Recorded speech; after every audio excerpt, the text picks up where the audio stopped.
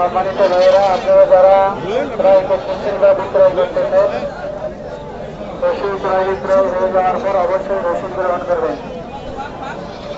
রসিদ গ্রহণ করা ছাড়া কেউই যাবেন না। কুরবানির পশু হারাম মাল যেন না ঢুকে সেদিকে রাখতে হবে। হারাম রাস্তায় কেউ পশু নিয়ে চলে যাবেন না।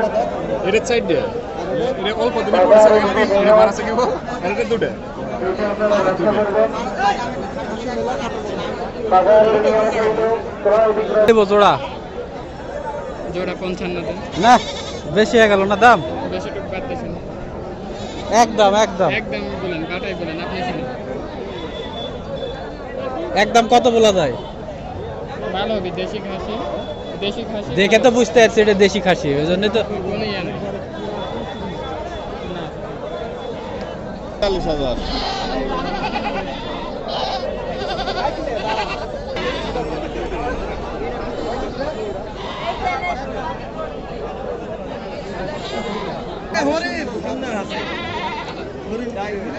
এটা কি বাড়িতে পোষা নাকি? মানে এটা এরকম কে গায়ে কি হ্যাঁ হ্যাঁ সুন্দর করে ভিডিও করেন। হ্যাঁ হ্যাঁ বলেন।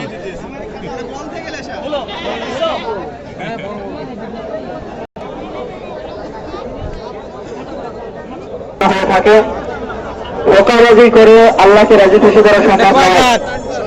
সাদ্দাত মোকাবাজি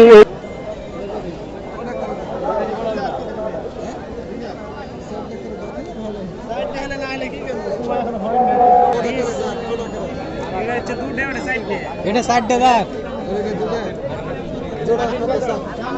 জোড়া জোড়া জোড়া কত?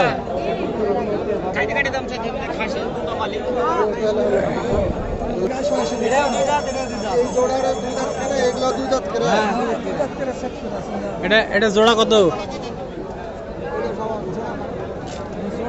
লাগবে হচ্ছে 40,000, 37,500 টাকা লাগবে।